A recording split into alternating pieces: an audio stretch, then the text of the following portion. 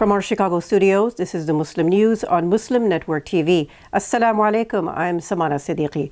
Our top story tonight, Iran has fired hundreds of ballistic missiles at Israel amid heightened tensions in the region.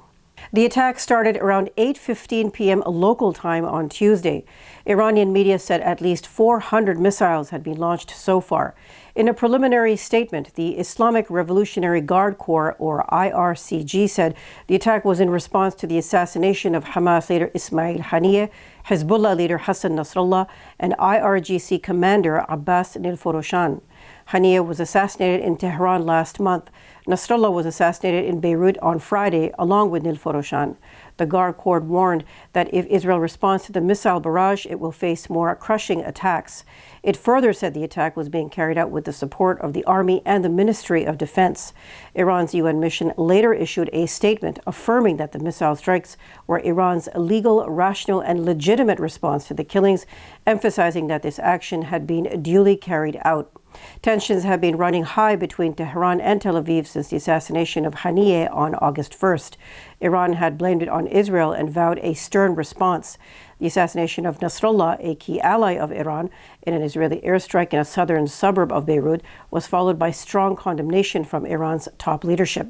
It is not yet known whether the missiles fired toward Israel hit their targets and if there are any casualties or damages.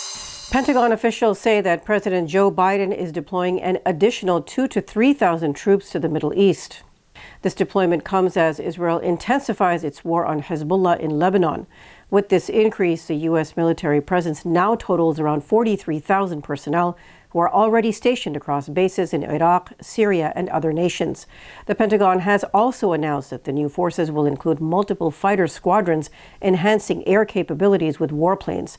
As well, the aircraft carrier USS Abraham Lincoln is on extended deployment in the Gulf of Oman. The USS Harry S. Truman is en route to the Mediterranean, underscoring the U.S. commitment to defending its ally, Israel. Meanwhile, Biden continues to call for a ceasefire as Israel begins its ground invasion into Lebanon with U.S.-supplied arms and personnel. Israeli forces used U.S.-supplied 2,000-pound bombs in a recent airstrike on Lebanon's capital, Beirut, that killed Hezbollah leader Hassan Nasrallah. One unnamed Pentagon official told the Washington Post on Sunday that he had never seen so many bombs used against a single target as in the Nasrallah strike. The attacks also destroyed numerous residential buildings. Footage analyzed by experts shows that more than 80 bombs were dropped in minutes, with 8 fighter jets launching the assault. The U.S. has supplied thousands of these weapons to Israel, but it had withheld them since May due to previous attacks on populated areas. Reports indicate that more than 1,000 people have died and over 6,000 have been injured in Israeli strikes on Lebanon since mid-September, displacing approximately 1 million residents. Criticism is mounting as President Joe Biden faces backlash for not addressing the civilian toll or the use of American weaponry in Israel's attacks on Lebanon. Former U.S. President Jimmy Carter turned 100 today.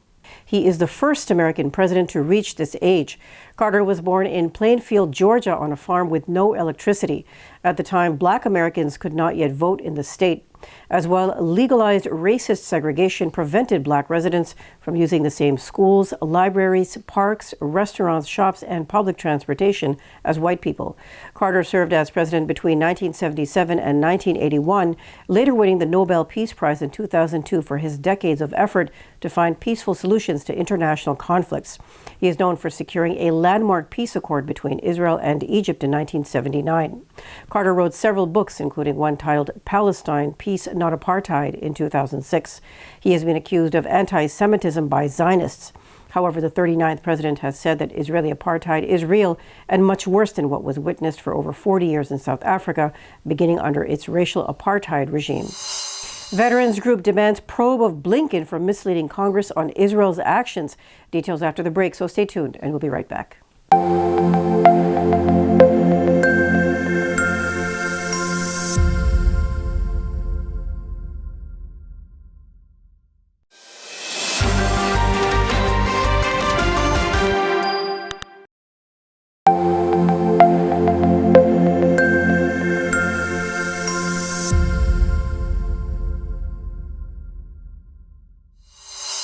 Welcome back.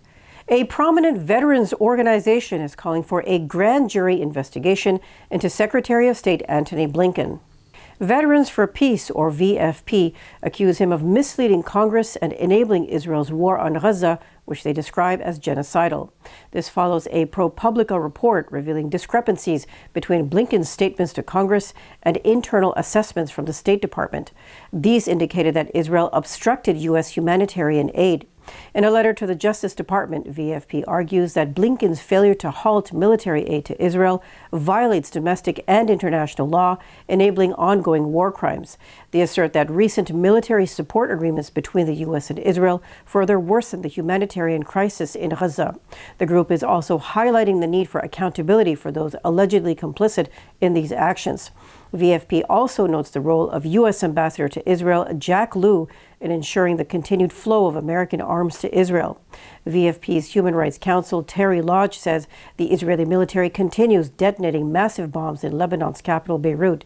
He notes that Israel would not possess these bombs if Blinken had not repeatedly violated federal laws. Republican presidential candidate Donald Trump has threatened to prosecute Google if he wins the 2024 election.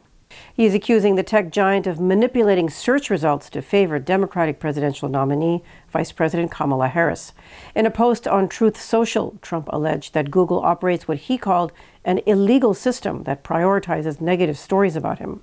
He did not cite a specific law, but warned that if he is elected, he would urge the Department of Justice to prosecute Google for what he called blatant interference in the election. Trump's remarks appear to be tied to a study by the conservative Media Research Center. It claims that Google's search algorithm disproportionately benefits Harris over Trump. Google has denied these accusations.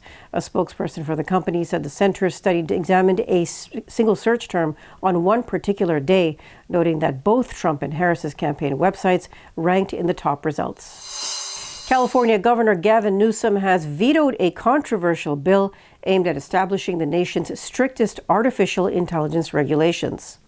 The proposed legislation, SB 1047, would have required rigorous testing of advanced AI systems before their release. It also held developers accountable for harmful applications helping terrorism. Critics argued the bill could hinder innovation and impose excessive legal risks on developers, advocating instead for penalties against misuse. Supporters of the bill, including renowned AI experts, contend it would reinforce existing safety commitments. In his veto, Newsom said the bill's focus on computing power was misguided and emphasized the need for a science-based approach to address AI's real threats.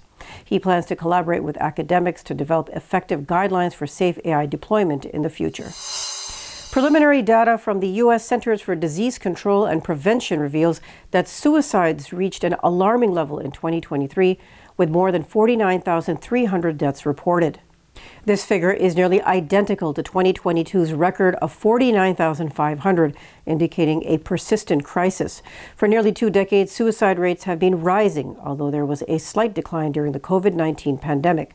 Experts highlight the importance of mental health resources, noting the National Crisis Line 988 may be making a difference. However, experts say contributing factors such as depression, limited mental health services, and gun availability complicate the issue. About 55% of all suicide deaths in 2022 involved firearms, according to CDC data. Suicide remains the 11th leading cause of death in the U.S., particularly affecting young people and older men. The overall suicide rate stands at 14.2 per 100,000, the highest since 1941, which observers say underscores an urgent need for action and support. The Pennsylvania chapter of the American Civil Liberties Union, or ACLU, has petitioned the U.S. Supreme Court over a controversial mail ballot dating rule. The case questions whether the state's requirement for voters to manually date their mail ballot return envelopes infringes on federal law. The 1964 Civil Rights Act Materiality Clause protects voters from being disenfranchised due to minor errors. A federal judge previously deemed the date requirement irrelevant to voter eligibility, but this was challenged by Republican groups. That led to a ruling from the U.S. Court of Appeals for the Third Circuit that upheld the requirement. The ACLU argues this rule could disenfranchise more than 10,000 eligible voters, particularly affecting older citizens. It filed a separate lawsuit on September 25th to prevent county election boards from rejecting ballots without the handwritten date. For the first time, Cambridge University Library in the UK is showcasing an exhibition of rare Islamic manuscripts. It includes a 730-year-old Persian commentary on the Quran and the oldest Malay Quranic commentaries from Aceh, Indonesia. Dr. Chris Burgess, head of public programs, describes ancient manuscripts as time machines that transport us to different worlds. These manuscripts were collected by Dutch scholar Thomas van Erp in the 17th century. They feature more than 15 languages and scripts, including Arabic, Hebrew, and Persian. Among the pieces on display are a 700-year-old Arabic Gospel and a Royal Arabic Book of Language from the year 1274. Canada observed the 4th National Day for Truth and Reconciliation, also known as Orange Shirt Day, on Monday. The federal holiday was established in 2021 as a commemoration of the traumatic legacy of Indigenous residential schools in the country. For more than 150 years, Canada's First Nation, Inuit, and Métis Nation children were taken from their families and communities to attend schools often located far from their homes. Over 150,000 children attended these schools, and many never returned. Children were subjected to physical, sexual, and verbal abuse as the schools sought to assimilate them into white European Canadian settler culture and religion. The Indigenous Foundation says the day aims to raise awareness of the horrific experiences many Indigenous people had in residential schools, as well as the legacy of the system.